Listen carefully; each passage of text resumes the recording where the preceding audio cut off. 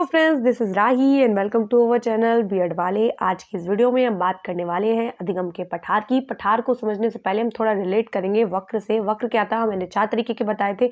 एक वो जो सरल रेखा में चलता है, यानी जब बच्चा एक गति से सीखेगा, ठीक। दूसरा हमने उन्नतोदर बताया था कि बच्चा पहले धीमा सीखेगा फिर ज़्यादा तेज सीखेगा।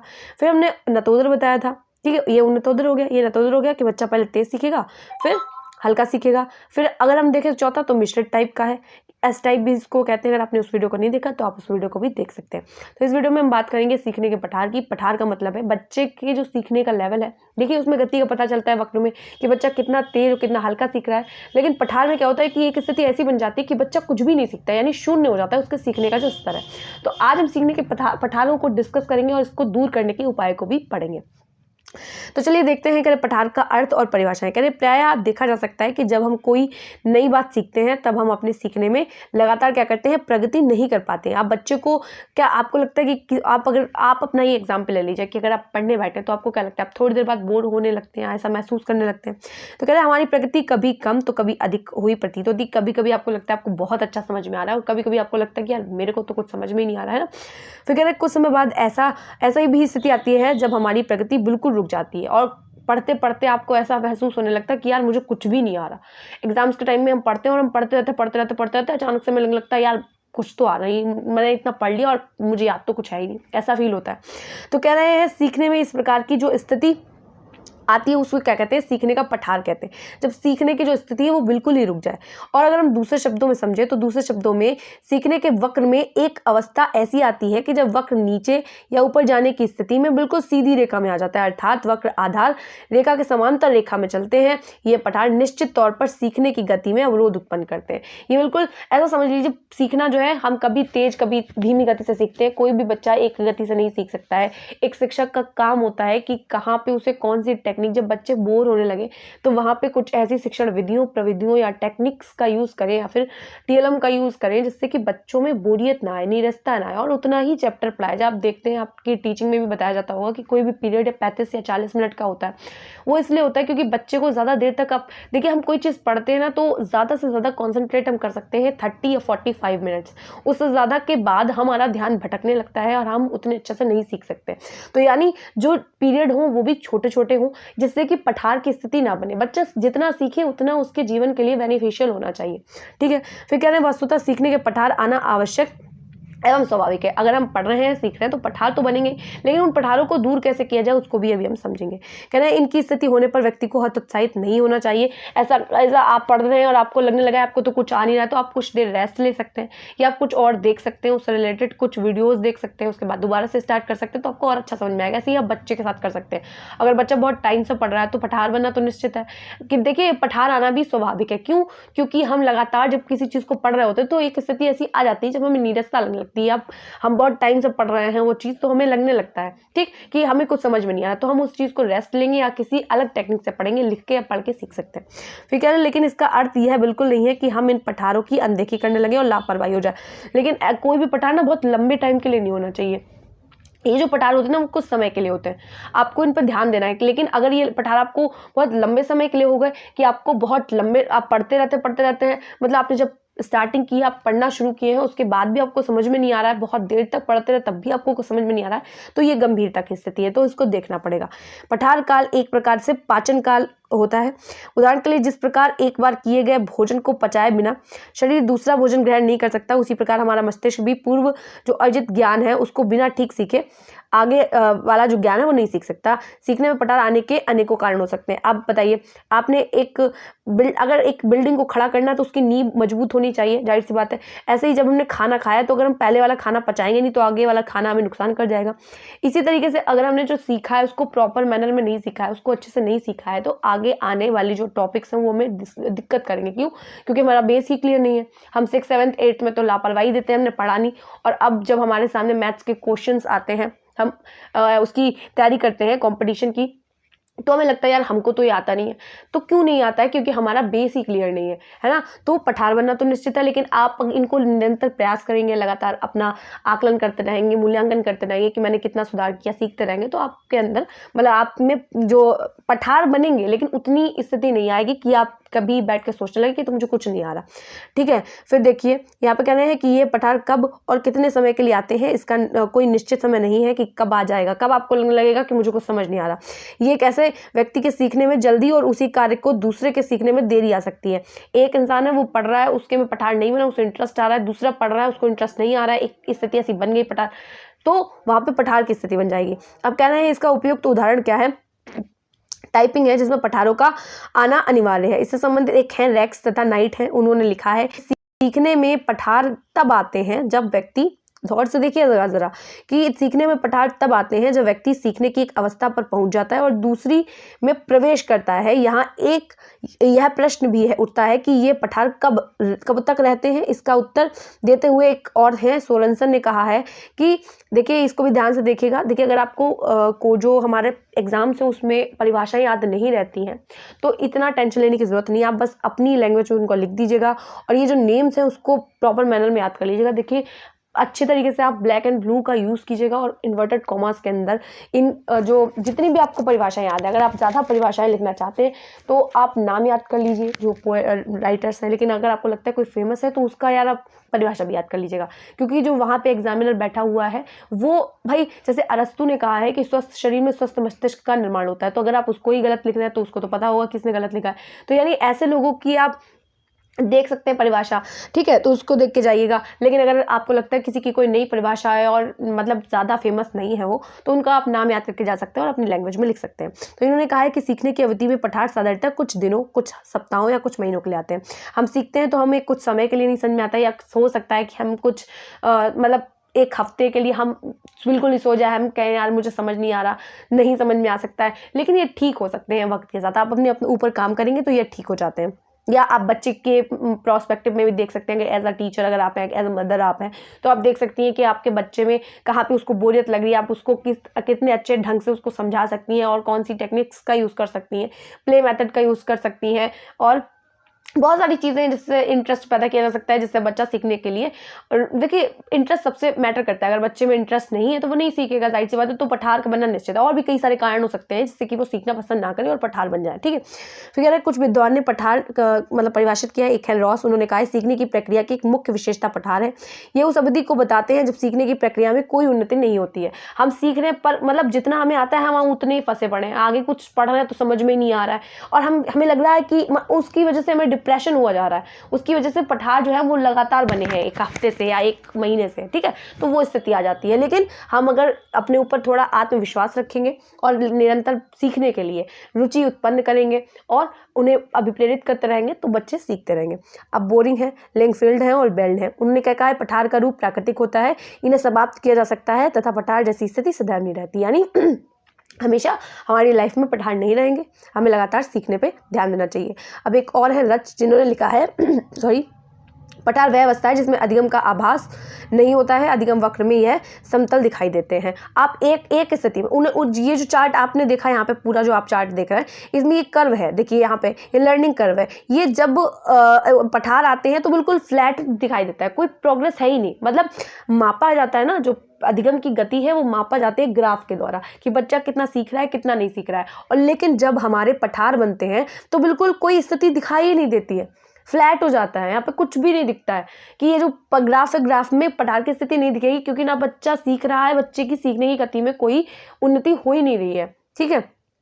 हम लोग कारण देखते हैं, बहुत सारे कारण हो सकते हैं कि दैहिक सीमाएं यानी फिजियोलॉजिकल जो लिमिट है उनके मतलब उनकी वजह से हो सकता है। अब इसको देखते हैं कि अधिगम की परिस्थिति में दैहिक सीमा का भी प्रदर्शन होता है।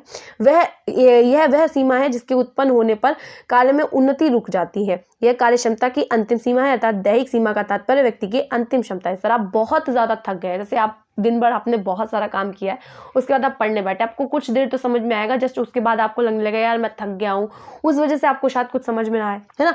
दैहिक जो हमारी सीमाएं हैं, एक अरसे के बाद देखिए आप दिन भर ना 24 घंटे होते दिन में, तो ऐसा नहीं है कि आप लगातार 24 घंटे पढ़ते ही रहेंगे और आपको समझ में आता रहेगा, ऐसा बिल्कुल नहीं है।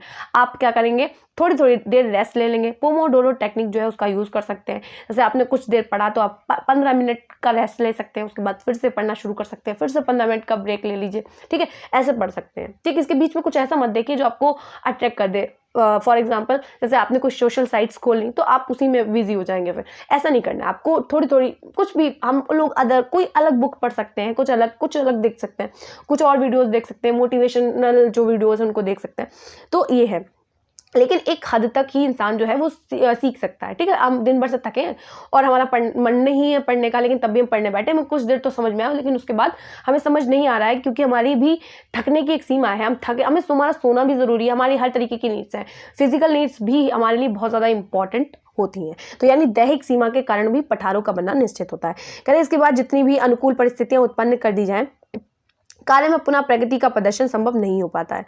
अगर एक और है जिन्होंने जिन्होंने लिखा है, कार्य करने की उत्तम विधियों, समुचित प्रेरणा एवं अथक प्रयास के बावजूद व्यक्ति का भी निष्पादन अंत में उस बिंदु पर पहुंच जाता है जिसके बाद उन्नति बिल्कुल ही नहीं प्रदर्शित होती, इसे ही दैहिक सीमा कहते हैं। अब देखिए, कहना है यह स्पष्ट है कि दैहिक सीमा व्यक्ति द्वारा प्रदर्शित की जा सकने वाली क्षमता का अंतिम स्तर है, जिसमें 100 मीटर की दौड़ को 9.5 सेकंड में कम में कुछ ही लोग तय करते हैं, और कोई व्यक्ति अत्यधिक तैयारी के बावजूद इसे 9 सेकंड में कम समय में नहीं तय कर पाया। इस गोचर पर व्यक्तिगत विभिन्नताओं को स्पष्टतया प्रभाव पड़ता है, जैसे कम बुद्धि, अस्वस्थता। देखिए, ये जो पठार है उनकी बनने का कारण जो है वो आप कोई बच्चा मेंटली किसी तरीके से डिस्टर्ब है, उसके अंदर और कोई प्रॉब्लम है, तो वो भी हो सकता है। अब देखिए, कुछ और मनोवैज्ञानिक हैं जिनका कहना है, एक गेट्स हैं और अन्य हैं, उनका कहना है शारीरिक सीमा योग्यता की वह मात्रा है जिसका कि एक विशेष व्यक्ति अतिक्रमण नहीं कर सकता, क्योंकि जन्म से पहले गतिविधियां एवं मानसिक प्रक्रियाओं की गति की जटिलता की सीमा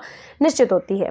ठीक है, अब देखिए, अगर आपको नहीं याद है ना, तो आप गेट्स का नाम याद कर लीजिए और उनको अपनी लैंग्वेज में कोई भी परिभाषा, अगर आपको लगता है कि आप उससे रिलेटेड लिख पा रहे हैं, आप यहाँ तक आए हैं, तो जाहिर सी बात है आप में इतनी तो काबिलियत होगी ही कि आप किसी भी चीज़ को एक्सप्लेन कर पाएँ, और नहीं है तो आपको सीखना पड़ेगा, क्योंकि एज अ टीचर आपको कुछ भी किसी भी टॉपिक पे कभी भी कुछ भी पूछ सकता है, क्योंकि बच्चे के अंदर इतनी क्यूरियोसिटी होती है। आपको लगातार ना एक सक्रियता, मतलब अपने अंदर ना एक्टिव रखना है खुद को, कि बच्चा कभी भी कोई भी क्वेश्चन कभी भी कर सकता है आपसे, एज अ वो पूछे, बस आप तैयार हो बताने के लिए। आप बताओ, किसी भी सिचुएशन में नहीं बता पा रहे हैं, आप उससे कह सकते हो कि बच्चे मैं कल पढ़ के आऊँगा और मैं आपको बता दूंगा, ठीक है, या बता दूंगी। ठीक, अच्छा, अगला देखें, तो दूसरा है मनोशारीरिक सीमा। मनोशारीरिक सीमा का क्या मतलब है? सीखने का पठार इसलिए आता है कि व्यक्ति की शारीरिक तथा मानसिक सीमा होती है, इसके बाद उसे थकान आने लगती है। आप कितना काम कर सकते हैं दिन में? देखिए, थकना केवल शरीर से ही थकना नहीं होता, हम लोग अपने माइंड से भी थक जाते हैं जब हम ज़्यादा पढ़ लेते हैं। नहीं, सच में किसी को लगता है कि नहीं मैं तो बहुत देर पढ़ लेता हूँ,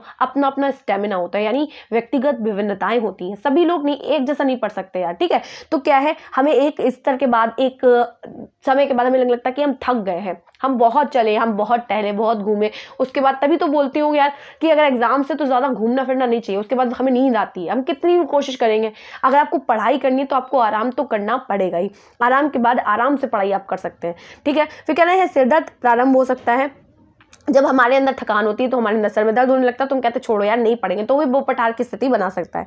क्या एक सीमा के बाद व्यक्ति कुछ नहीं सीख सकता। फिर कह रहे हैं एक है राय वर्ण है, जैसे कि बीच बीच में ये परिभाषाएं आ रही हैं, आप इनके नाम याद कर लीजिए और अपनी लैंग्वेज में इन्वर्टेड कॉमास के अंदर लिख दीजिएगा। मैं सच बता रही हूँ, आपको बहुत जानदार नंबर मिलने वाले हैं।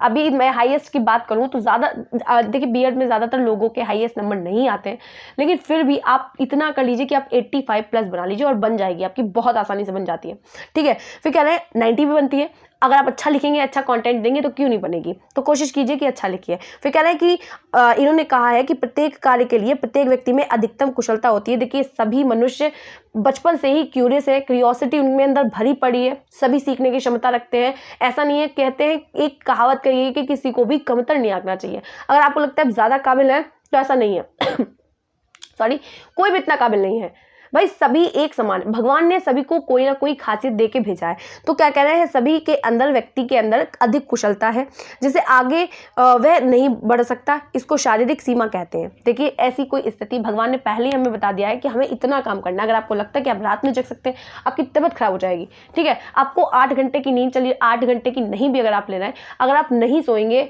4 दिन से आप नहीं सोए हैं तो आप मर सकते हैं। सच बता रही हूँ मैं। लोग अगर कहते हैं ना, तो अगर हम नहीं सो रहे हैं तो सोने की वजह से भी इंसान की मौत हो सकती है। तो आपका सोना, खाना या फिर एक्सरसाइज करना, ये सब चीज़ें भी ज़रूरी हो जाती हैं। तो क्योंकि भाई अगर हम कुछ एक्सरसाइज करेंगे, माइंड फ्रेश रहता है, म्यूजिक या फिर ये सारी चीज़ें हमारे लिए बहुत ज़्यादा मैटर करती हैं। जब व्यक्ति सीमा पर पहुंच जाता है तब उसे सीखने में पठार। अगर आप शारीरिक इसका पूरा का जो कंक्लूजन है वो ये निकलता है कि हम यानी जब मानसिक और शारीरिक रूप से हम थक जाते हैं तो तब हमारे पठार बनते हैं। तो अगर अब हम दूसरा देखें तो आता है नकारात्मक कारक। अब नकारात्मक कारक क्या है, यानी नेगेटिव फैक्टर। सीखने में रुचि का अभाव, व्यक्ति की परिपक्वता का अभाव, ज्ञान का अभाव, प्रेरणा जिज्ञासा का अभाव, थकान निराशा, आलस्यता, मानसिक जो तनाव होता है, उत्साहहीनता तथा अभाव, दूषित वातावरण एवं पारिवारिक कठिनाइयाँ, बीच बीच में ध्यान भंग होना, भविष्य में पुरस्कार की आशा न होना इत्यादि इसे कारक जिनसे सीखने की गति बहुत ही धीमी, लगभग रुक जाने की स्थिति आ जाती है, जिसे हम पठार कहते हैं। देखिए नकारात्मक कारक क्या है, बच्चे को आप ऐसी चीज़ पढ़ा रहे हैं जिसमें उसे इंटरेस्ट नहीं है, उसे इंटरेस्ट है बायोलॉजी में, या उसे इंटरेस्ट है मैथ में, या उसको इंटरेस्ट है आर्ट्स में, कुछ भी किसी चीज़ में ऐसा इंटरेस्ट है, लेकिन आप उसको अलग चीज़ें दिला रहे हैं। आर्ट्स में इंटरेस्ट है, आप कहते हैं उसको मैथ पढ़िए। बच्चे का इंटरेस्ट होना बहुत ज़रूरी है। मैं ये नहीं कह रही कि मैं किसी सब्जेक्ट के प्रति कह रही हूँ, लेकिन यार आप खुद समझो, बच्चे को जिसमें इंटरेस्ट है आप उसको वो पढ़ाइए, तो पठार की बनने की स्थिति बहुत कम रहेगी। या फिर हम ऐसा कह सकते हैं कि जो सब्जेक्ट है उसमें इंटरेस्ट पैदा कर दीजिए बच्चों के अंदर। कह रहे हैं व्यक्ति में परिपक्वता का अभाव। एक सेकंड क्लास का बच्चा और आप उसको क्या 10th स्टैंडर्ड की चीज़ें बता रहे हैं, परिपक्व ही नहीं है उस चीज़ को सीखने के लिए, तब भी पठार बनेगा। यार आप उसको कुछ भी पढ़ा रहे हैं तो ऐसा तो नहीं हो सकता। फिर कह रहे हैं ज्ञान का अभाव, और जब ज्ञान का अभाव का मतलब जब वो उसने जो पहला टॉपिक सीखा, उस जो टीचर आया, देखिए बच्चे की कभी गलती नहीं, टीचर आया और टीचर ने उसको सिखाया और उसे समझ में नहीं आया, जस्ट अगले दिन आप आया, आपने उससे कुछ भी क्वेश्चन नहीं किया, लेकिन आप उसको भरते चलेगा, उसको समझ में कुछ नहीं आ रहा है, तो पठार बनना निश्चित है। वो कहेगा मुझे पढ़ना ही नहीं यार, मुझे जब इंटरेस्ट नहीं आएगा, समझ में नहीं आएगा, तो ज्ञान का अभाव तो निश्चित है। प्रेरणा, सबसे पहली शर्त होती है किसी भी चीज़ को सीखने की, अभिप्रेरणा। मोटिवेट करना एज अ टीचर आपका काम है, बच्चों को आपको मोटिवेट रखना है सीखने के प्रति। अगर उनसे नहीं हो रहा, यार आपका मूड नहीं है, लोग लड़के आ जाते हैं या कुछ भी ऐसा हो जाता है, आपका कभी कभी आप कहीं और ही धुन में होते हैं, आपकी तबीयत खराब है, तो ऐसा नहीं है कि आप उनको कुछ भी बता देंगे। यार अगर आपका प्लान तैयार नहीं है, लेसन प्लान तैयार नहीं है, देखिए किसी भी इंसान को पढ़ाने के लिए, किसी भी बच्चे को पढ़ाने के लिए हमें क्या करना होता है, अगर आप टीचर हैं तो आपको 2 घंटे पहले खुद स्टडी करनी पड़ेगी, उसके बाद में हम बच्चे के सामने प्रेजेंट करते हैं। क्यों? क्योंकि हम पूरी तैयारी के साथ जाते हैं। अगर आप एक ऐसे टीचर हैं कि आप बच्चों को पढ़ा नहीं पा रहे हैं, आपको लग नहीं रहा है, देखिए हीनता की भावना आपके अंदर भी आ जाएगी अगर आप बच्चों को नहीं बता पाए। क्योंकि बच्चे कैसे हैं, आपका पूरा फर्ज है, अगर आप टीचर बनने ही जा रहे हैं तो आप ये सोच के जाइए कि मुझे बच्चों का तो भला करना ही करना है। नहीं है तो फिर कुछ भी हो जाए, मैं रात में 2 बजे तक पढ़ूंगा, लेकिन मैं क्या करूंगा, मैं किसी भी हालत में बच्चों का नुकसान नहीं होने दूंगा, तब तो आप टीचर बनिए, अन्यथा की स्थिति में मत बनिए। तो यानी नकारात्मक कारक क्या है, बच्चे में जिज्ञासा होनी चाहिए, अगर नहीं है, उसका अभाव है, तब भी बच्चा नहीं पढ़ेगा। बच्चा थका हुआ है, या आप खुद, ये सारी चीज़ें आप पे भी अप्लाई होती हैं, निराशा है, आलस्यता है, या मानसिक तनाव है, किसी भी तरीके से टेंशन में है बच्चा और आप उसको सिखाने की कोशिश कर रहे हैं, वो नहीं सीखेगा। हाथ कटा हुआ है, सिखाने की कोशिश कर रहे हैं, नहीं कटेगा, नहीं वो पढ़ेगा। तो इसका मतलब क्या है, बच्चे में ये सारी चीज़ों को डेवलप करना, इन सारी चीज़ों से दूर रखना, एक तरीके से बच्चे को, मतलब इन सब चीज़ों से दूर करना और अभिप्रेरणा को बढ़ावा देना आपका काम है एज अ टीचर। उत्साहहीनता, अगर आपने कह दिया, मतलब जीवन के उसका कोई लक्ष्य नहीं है, आप टीचर हैं तो आप क्या कहेंगे, उसके उद्देश्य से उसको परिचित करवाएंगे। बच्चा छोटा है, उसको कुछ नहीं पता, उसको बताएंगे, उसको गोल का एहसास दिलवाएंगे। देखिए ये तब होगा, आपको ये नहीं बताना कि उसका गोल क्या है, लेकिन उसको हाथ पकड़ के लेके जाना है उसके गोल तक, एक तरीके से स्कैफोल्डिंग, सुविधादाता का काम करना है आपको, ठीक। फिर क्या करें, अगला हम लोग देखते हैं। तो अगला है कार्य की जटिलता। कार्य की जटिलता का मतलब है सीखे जाने वाले कार्य में जितनी अधिक जटिलता होगी, उसके सीखने में शिथिलता आती मत जाएगी। कह रहे यहाँ तक कि पठार बन जाएगा। बालक की जो क्षमता है, योग्यता एवं रुचि के अनुसार ही सीखने का जो कार्य है बालक को दिया जाना चाहिए, अर्थात पठार जो है दूर करने के उपाय ढूंढने चाहिए। साथ ही सीखने के लिए अधिक मात्रा में सामग्री नहीं देनी चाहिए, क्योंकि ऐसा करने से सीखने वाले जो अरुचि, थकान, अवधान और विचलन के संकेत दिखाई पड़ते हैं। अच्छा आप एक बात बताइए, आपको कोई ऐसा काम दे दिया जाए जो आपको एक क्यूब सॉल्व करने के लिए दे दिया जाए और आप बहुत देर से सॉल्व कर रहे हैं, तो आप पता है जो मनुष्य है उसकी आदत क्या है। कुछ लोग तो ऐसे होंगे क्योंकि व्यक्तिगत विभिन्नताएं हैं, कुछ लोग तो शायद सॉल्व करने की कोशिश करेंगे। जो हमारे थॉमस अल्वा एडिसन थे, उन्होंने 1000 बार प्रयोग किए थे तब बल्ब जला था। लेकिन जो बच्चा है वो क्यूरियस जरूर है, लेकिन वो बोर बहुत जल्दी हो जाता है। तो क्या करना है आपको, उसको कहते नहीं सरल से जटिल की तरफ चलना है, हमें इस विधि का यूज करना है। यानी आगमन विधि के ज़रिए हम क्या करेंगे, पहले उसको छोटे छोटे देंगे, छोटे छोटे काम देंगे, फिर जब वो छोटे छोटे काम करना सीख जाएगा, कोई भी बच्चा जब वो छोटे छोटे काम करना सीख जाएगा तो उसको बड़े काम देंगे, जब बड़े काम देंगे तो उसको भी लगेगा यार मैंने ये कर लिया तो मैं बड़ा काम भी कर लूँगा, है ना। तो छोटे छोटे कामों से उसको बड़े कामों के ओर लेके जाएंगे। ज़्यादा जो है अगर हम पहले से उसको कोई जटिल काम दे देंगे तो उसके अंदर हीनता की भावना आ जाएगी कि मैं ये काम नहीं कर पा रहा हूँ तो मैं कैसे करूँगा।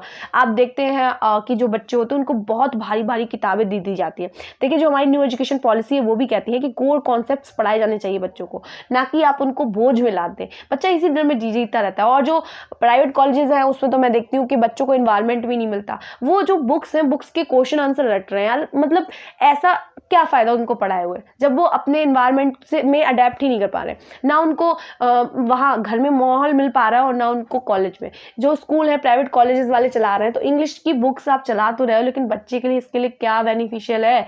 मतलब पढ़ाई इसलिए कि बच्चा रट रट के पागल हो जाए, ये बताइए।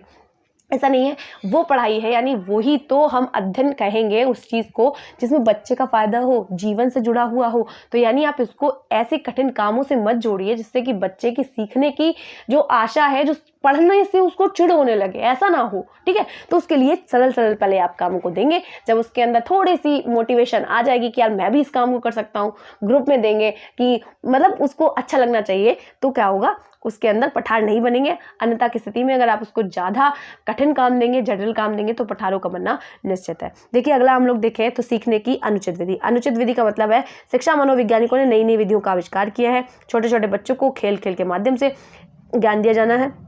ये कह रहे हैं छात्र विषय रुचि एवं क्षमताओं के अनुसार अध्यापन की विधियों का चुनाव करके छात्र का ज्ञान दिया जाना चाहिए। इसी प्रकार छात्र ने सीखने की कोई गलत विधि अपना ली हो तो शीघ्र ही पठार आ जाएंगे। उंगलियों से गिनती करने वाला छात्र बड़ी संख्याओं के गिनने में थकान एवं जटिलता का अनुभव करेगा एवं उसमें शीघ्र ही पठार आ जाएगा। पठार को दूर करने के लिए सीखने की गति को तेज करना होगा। अच्छा एक बात बताइए, शिक्षा मनोवैज्ञानिकों ने कई सारी विधियां दी हैं, जैसे जो हमारी प्रोजेक्ट विधि है, जो हमारी आगमन विधि है, निगमन विधि है, विश्लेषणात्मक विधि है और अनुकरण विधि है, व्याख्यान विधि है, खेल विधि है। देखिए कई सारी विधियां हैं। तो उसके माध्यम से हम क्या करते हैं, बच्चों को खेल खेल से, बच्चे ना खेल के प्रति अगर आप उनको कुछ दिखाएंगे, आप उनको कोई भी चार्ट दिखाएंगे, कुछ भी दिखाएंगे, कलर दिखाएंगे, उनको बड़ा इंटरेस्ट आता है ना। जो छोटी मोटी चीज़ें हैं, खेल की जो भी चीज़ें हैं, उनको बड़ा इंटरेस्ट आता है कि अरे मैम ये क्या है, ये क्या है, सर ये क्या है। तो क्या है, उनको खेल के माध्यम से उनमें रुचि पैदा करनी है, हमारा काम ही यही है। फिर कह रहे हैं इसी प्रकार छात्र ने सीखने की कोई अगर उसने आपने उसको कुछ गलत सिखा दिया, बचपन में वो उंगलियों पे आपने उसको सिखाया है, आपने कुछ उसको ऐसा मेथड नहीं बताया जिससे कि वो फटाफट कर ले, तो वो 10 घंटे गिनता रहेगा यार, फिर वो भूल गया, उंगलियों पे गिन रहा है और वो गिनते गिनते अचानक से गिनती भूल गया और उसको दोबारा से पढ़ना पड़ा। फिर वो सोच रहा है यार मैं तो कुछ कर नहीं पाऊंगा। तो यानी उसने क्या किया, उस चीज़ को आपको किसी ऐसी मेथड को उसको बता देना है, उसको सिखा देना है जिससे कि बच्चा किसी भी काम को जल्दी करे। जितना देर उसके काम को करने में उसको लगेगा, बस वहीं पे पठार की स्थिति बनने का कारण बनेगा। क्यों? क्योंकि जिस काम को करने में उसको देर लगेगी, उसको लगेगा यार मैं इस काम को नहीं कर सकता, तो हीनता की भावना आएगी, तभी पठार बनेगा। यानी हमें आप उसको क्या करना है, किसी चीज को ऐसे सिखाना है, किसी चीज को जिससे कि वो किसी भी चीज को सॉल्व कर सके। मैथ्स के सवाल के लिए, मैथ्स और इंग्लिश के लिए स्पेशली बहुत ही ज्यादा ट्रेन टीचर होना चाहिए और वो खुद सीखने की इच्छा रखते हो, ठीक है, जिससे कि बच्चों को वो सिखा सके और उनके पठारों को कम कर सके। अगला अगर हम लोग देखें तो कह रहे हैं पुरानी आदतों तथा नई आदतों में संघर्ष। कह रहे हैं पुरानी आदतों से अभ्यस्त छात्र जब नए तरीकों को अपनाते हैं तो उन्हें दिक्कतों का सामना करना पड़ता है, जिससे उसमें पठार आ सकता है। बाएं हाथ से लिखने का आदी छात्र दाएं हाथ से लिखने के लिए जोर देता है तो उनको अनेक दिक्कतों का सामना करना पड़ता है। वास्तव में पुरानी आदतें शक्तिशाली होने के कारण नई आदतें सीखने में बाधा डालती हैं। देखिए आप इस बात को खुद पे भी ले सकते हैं, बच्चों पे भी ले सकते हैं। हम किसी चीज़ को, हमें बहुत ज़्यादा फ़ोन चलाना पसंद है या हम किसी काम को डेली करते हैं, तो क्या वो एक दिन में छूट सकता है? नहीं ना। तो ऐसे ही जब हम लगातार कुछ गलत सीख रहे हैं और हमें कुछ अच्छा भी सिखाया जाता है ना, तब भी हम नहीं सीख पाते। तो यानी जो हमारा पूर्व ज्ञान है उसको हम नए ज्ञान से कैसे जोड़ें, ये शिक्षक का काम है। और अगर ऐसा नहीं हो पाता कि बच्चे का जो प्रीवियस नॉलेज है उससे जो टीचर है, देखिए जो टीचर है ना उसको लर्नर बनना पड़ता है, वो खुद स्टूडेंट हो तब तो वो बच्चों को सिखा पाएगा। तो यानी वो पूर्व ज्ञान से कैसे बच्चों को कनेक्ट कर पाएगा, ये उसके माइंड में तब आएगा जब वो खुद पढ़ेगा और चीज़ों को थोड़ा सा एनालिसिस करेगा। तो उसको क्या करना है कि बच्चों को इस तरीके से सिखाना है, उसके पूर्व ज्ञान को समझ पाना है, बच्चे को समझना है, एज अ फिलोसोफर उसको काम करना है, बच्चे को समझ पाना है कि बच्चा आखिर चाहता क्या है, कौन से फील्ड में जाना चाहता है। वो सिंगर बनना चाहता है, आप उसको पढ़ा मैथ्स रहा है, तो ये तो गलत बात है। अगर वो म्यूजिक में इंटरेस्ट लगता है, आप उसको म्यूजिक करवा दो, है ना, म्यूजिक की ट्रेनिंग दिलवा दो उसके पापा मम्मी से बात करके, तो वो उस फील्ड में बहुत अच्छा करेगा। आप उसको जबरदस्ती मैथ पढ़ाओगे तो क्या पढ़ पाएगा? नहीं। तो यानी पुराने ज्ञान में और नए ज्ञान में तालमेल बिठा पाए आप और उसको अच्छे से बता पाए। नहीं हो पाती, ऐसी स्थिति बन जाती है कि जो टीचर्स हैं वो ट्रेंड नहीं होते हैं और बच्चों को अच्छे से एक्सप्लेन नहीं कर पाते, उनके जो इन्वायरमेंट है उससे जुड़ नहीं पाते हैं, तभी बच्चों के जो पठार है वो बन जाता है और बच्चे की सीखने की स्थिति बिल्कुल लो हो जाती है। ठीक है, बिल्कुल लो का मतलब उसको कुछ समझ में ही नहीं आता। कुछ बच्चे आप देखते हैं पीछे बैठते हैं, तो उन बच्चों के साथ भी टीचर का इंटरेक्शन होना बहुत ज़रूरी है। टीचर्स केवल आगे वाले बच्चों को पढ़ा के चले जाते हैं क्लास में, आपको पूरी कक्षा का ध्यान रखना है एज अ टीचर। फिर कह रहे हैं जटिल कार्य के केवल एक पक्ष का ध्यान, कह रहे किसी भी जटिल कार्य को सीखने के लिए उसके प्रत्येक अंश पर ध्यान देना चाहिए। जटिल कार्य के प्रत्येक भाग के एक एक हिस्से को सीखने के बजाय समग्र रूप से सीखना चाहिए। सितार बजाने के लिए सितार को ठीक ढंग से संभालने, उंगलियों को ताल पर रखकर उसे बजाने, ताल ठीक रखने तथा उपकरण को एक साथ संभाले रख सकने चाहिए। इसलिए केवल उंगलियां चलाते रहें और सितार को संभालना ना आए तो शीघ्र ही पठार आ जाएगा। अच्छा, एक बात बताइए, कहते हैं आधा ज्ञान भयंकर होता है, ये बात तो आप सबने सुनी है। तो यानी जटिल कार्य के केवल एक पक्ष पर ध्यान। देखिए मेरी बात सुनिए, अगर आप किसी भी चीज को बजाना सीख रहे हैं, यहाँ पे देखिए यहाँ पे सितार का ही ऑप्शन दिया गया है, तो यहाँ पे जो उदाहरण दिया गया है सितार का, अगर आपको सितार पकड़ना नहीं आता, बजाना आता है, तो आप आधा ज्ञान आपके पास हो गया। अगर आप किसी चीज को सीख रहे हैं तो वो प्रॉपर मैनर में सीखिए, बिल्कुल अच्छे तरीके से सीखिए, जिससे कि पठार ना बने। लेकिन अगर आपने ऐसा किया, आपने जो टॉपिक पढ़ा वो आपको अच्छे से आता नहीं और आप आगे वाले टॉपिक को पढ़ रहे हैं, आपने बिल्कुल भी एक नई किताब आप खरीद के लाए और आपने उस किताब का सबसे लास्ट वाला पन्ना खोल के आप पढ़ना शुरू कर दीजिए, तो आपको उतना अच्छा शायद समझ में नहीं आएगा। आप शुरू से चलेंगे, प्रॉपर मैनर में चलेंगे, तो आपको बहुत अच्छा समझ में आएगा और आप क्रांति लिख देंगे। देखिए अगला हम लोग देखते हैं प्रेरणा का अभाव। कुछ जो शिक्षक होते हैं वो खुद से ही डीमोटिवेट होते हैं, तो वो क्या ही बच्चों को मोटिवेट करेंगे। आप देखिए, पढ़ाइए, जान लगा के पढ़ाइए और साथ में बच्चों को मोटिवेट कीजिए। सबसे पहला काम ये कीजिए कि बच्चों को मोटिवेट करना आपको आना चाहिए। आप बीच बीच में ये नहीं सोच के पढ़ा रहे हैं, अरे ठीक है भाई, ऐसा कुछ नहीं होना चाहिए। बच्चों को सिखाना, बताना, अभिप्रेरित करना सबसे पहली बात है। उनको तैयार कीजिए कि यार आपको सीखना है। और ऐसे देखिए, हम लोगों को जो इंट्रोडक्टरी जो क्वेश्चन होते हैं हम लोग लेसन प्लान में बनाते हैं, जब आप टीचर बन जाएं, ठीक है, जब आप टीचर बन जाएं, मतलब प्रॉपर मैनर में, आप प्राइवेट जॉब करें या फिर गवर्नमेंट जॉब करें, जहाँ भी इंशाल्लाह जहाँ भी आप करें, या फिर जय भोले बाबा की जहाँ भी आप कर रहे हैं आपकी जॉब लग जाए। और जब लग जाएगी आपकी जॉब, तो आप क्या करेंगे, वहाँ पे भी आप लेसन की प्लानिंग करके लेके जाइए। ऐसा नहीं है कि आप केवल ट्रेनिंग में ही ये आप करेंगे। आपके पास, अच्छा, जब आप शादी होती है या कोई भी फंक्शन होता है तो हम उसकी तैयारी पहले से करते हैं, तो वो जो फंक्शन है वो अच्छा हो जाता है और उसमें 4 चांद लग जाते हैं। जस्ट वैसे ही अगर हम बच्चे को सिखाने से पहले थोड़ी सी तैयारी कर लेंगे कि कैसे सिखाना है, वहाँ पे कैसे बिहेव करेंगे। देखिए, बच्चे तो क्वेश्चन पुट करेंगे, वहाँ पे आपको उन क्वेश्चन के तो जवाब देने ही है, साथ में अपने पास से कुछ तैयार करके लेके जाना कि मुझे बच्चों को आज क्या सिखाना है। ठीक है, तो ये चीज़ें हैं। और अभिप्रेरित करना तो हर शिक्षक को आना चाहिए, खुद भी एक्टिव रहना चाहिए, जिन्हें ये सो के पढ़ा रहे हैं। फिर कह रहे सीखते समय यदि छात्र को उत्साहित एवं प्रेरित नहीं किया गया तो कुछ देर बाद ही बालक में सीखने के प्रति अरुचि जागृत हो जाएगी, तो पठार बनने शुरू हो जाएंगे। अगर वो अभिप्रेरित नहीं है किसी भी सीखने के लिए कि वो क्यों सीख रहे हैं, उनको पता ही नहीं है, तो वो पठार बना ही देगा। सीखने वाले की शारीरिक तथा मानसिक दशा का बार बार मूल्यांकन करना चाहिए, जिससे कि उसकी शारीरिक तथा मानसिक तैयारी क्षमता एवं रुचि का पता चल सके। देखिए, सभी में व्यक्तिगत विभिन्नताएं हैं, हर बच्चा एक जैसे तरीके से नहीं सीखता है। क्या पता आप व्याख्यान विधि का यूज़ कर रहे हो और हर बच्चे को समझ ना आ रहा हो, क्या पता आप TLM का यूज़ कर रहे हो तो हर बच्चे को समझ में ना आ रहा हो। तो हमें कैसा यूज़ करना है, हमें सम्मिश्रण विधि का यूज़ करना है, यानी हम हर तरीके के मेथड का यूज़ करेंगे। व्याख्यान हो, प्रदर्शन हो, प्रश्नोत्तर हो, कोई भी विधि हो, हम हर मेथड में अलग अलग विधि का यूज करेंगे। भाई, कुछ किसी को कुछ समझ में आएगा, किसी को कुछ समझ में आएगा, लेकिन जब वो बच्चे साथ में हम ग्रुप वर्क करवाएंगे तो सब आपस में एक दूसरे से कुछ ना कुछ सीख लेंगे, है ना। तो हमें ऐसे काम करना है, टीचर के रूप में, हमें एक शिक्षक के रूप में ऐसा काम करना है कि बच्चों को मोटिवेट करना है और हर तरीके की विधि का, आपको समझ लीजिए आपको एक जादूगर बनना है। क्यों? क्योंकि आपको जादूगर या फिर कोई डॉक्टर, ऐसा समझ लीजिए टीचर तो सब कुछ होता है, यानी आपको सब कुछ बनना पड़ेगा। जोकर क्या है, आपको बच्चों के सामने खेल दिखाना पड़ेगा एक तरीके से कि बच्चे खुशी खुशी सीखें। ऐसा नहीं है कि वो बोर हो रहे हैं, यार ये कह रहे हैं कि मैं क्लास से भाग जाऊंगा, अभी सर आ रहे होंगे बकालने लगेंगे मुझको, तो ये गलत बात है। आपको ऐसे पढ़ाना है कि आप थोड़ा पढ़ाइए लेकिन बेहतर कंटेंट दीजिए बच्चों को, ताकि वो अपने जीवन में कभी ये ना कह सके कि मेरे टीचर ने मुझको पढ़ाया नहीं है यार। ठीक, तो ये मैंने कभी पढ़ा नहीं है। उनको समझ में, अगर आपने उस विषय का जिम्मा लिया ना, तो उसको आप समझ पाएँ कि यार बच्चे को स्वाद आ जाना चाहिए।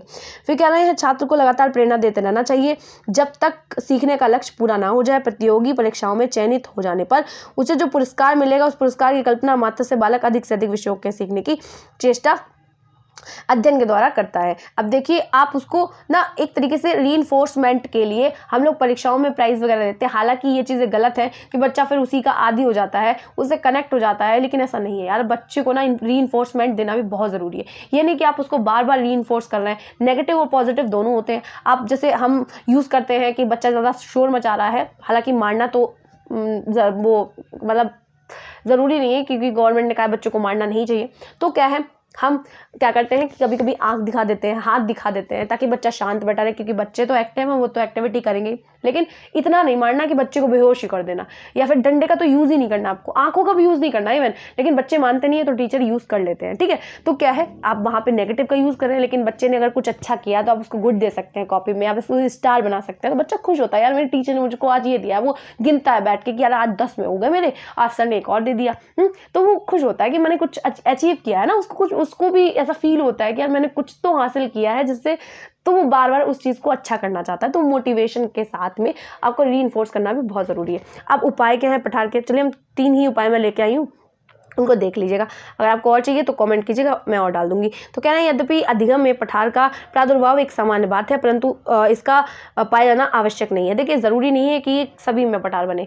हो सकता है कि कोई पढ़ाई में इंटरेस्ट रखता हो तो उसमें पठार नहीं बनेंगे, वो अपने हिसाब से पढ़ लेता है, बात खत्म होती है। लेकिन कुछ में हो सकता है, ठीक है, व्यक्तिगत विभिन्नताएं हैं, तो ये आपको देखने को मिलेगा। फिर कहते हैं पठारों के कारणों को नियंत्रित करने में पठार को समाप्त किया जा सकता है।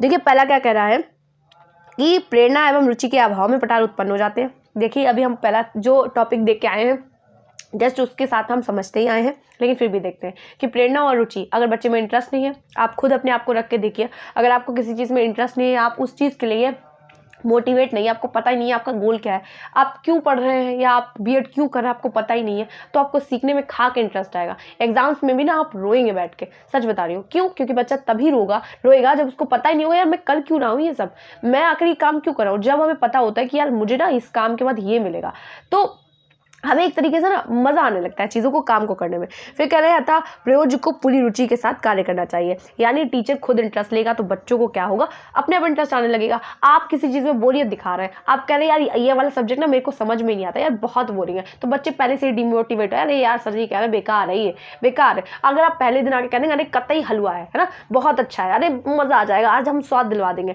बच्चे के अंदर थोड़ी सी भावना आती है। और नई नई चीज़ें आप लेके जाएंगे, TLM का यूज़ करेंगे, नई चीज़ों का मेथड्स का यूज़ करेंगे, टेक्निक्स का यूज़ करेंगे, बच्चे कहेंगे अरे आज मेरे सर जी तो कुछ लेके आए हैं, चार्ट लेके आए हैं सर जी मेरे, तो वो देखना चाहेंगे। आप मॉडल लेके जाएंगे, अरे आज सर जी मॉडल लेके आए, वो देखेंगे, उन चीज़ों को मतलब समझ पाएंगे, अपनी रियल लाइफ से कनेक्ट कर पाएंगे। तो अपने आप भी मोटिवेट रहिए, बच्चों को भी मोटिवेट कीजिए, उनमें इंटरेस्ट पैदा कीजिए।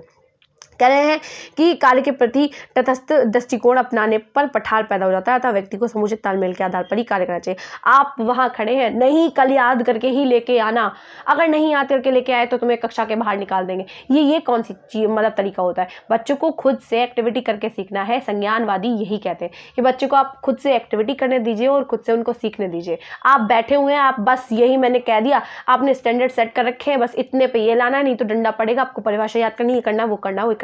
आप टीचर है कि क्या है? तो यानी बच्चों के ऊपर आपको क्या करना है, स्ट्रिक्टनेस नहीं दिखानी है, आपको क्या करना है, बच्चों का सपोर्ट करना है और उनको सीखने देना है। क्योंकि अगर बच्चा ज़्यादा प्रेशर में होता, ज़्यादा चिंता में होता, तो वो भी यार पठार बन जाती है, क्योंकि उसको सीखना सोचता है, डर की वजह से वो पढ़ ही नहीं पाता घर में कि कल टीचर मारेंगे कल, तो वो कैसे पढ़ेगा। तो तीसरा अगर हम लोग देखें तो कह रहे हैं थकान तथा अस्वस्थता में भी पठार बनते हैं। और क्या है, अतः इन पर नियंत्रण करना चाहिए। यानी बच्चा ज़्यादा थके नहीं, आपको इस तरीके से पढ़ाना है, ब्रेक देते रहना बीच बीच में, पीरियड भी आप बच्चे को रेस्ट दीजिए, नहीं कि एक टीचर पढ़ा के गया तो दूसरा टीचर आ गया, ऐसा नहीं है। बच्चे को 5 या 10 मिनट का रेस्ट लेना जरूरी है, उसके बाद में नया सब्जेक्ट पढ़ता है तो उसको और अच्छे से समझ में आता है। ठीक है, तो ये मैंने कुछ यहाँ पे लिए हुए, और भी कई सारे हो सकते हैं। और अगर ये वीडियो आपको अच्छी लगी हो तो वीडियो को लाइक करना और चैनल को सब्सक्राइब करना मत भूलिएगा। इसी तरीके की वीडियोस के लिए मिलते हैं नेक्स्ट वीडियो में।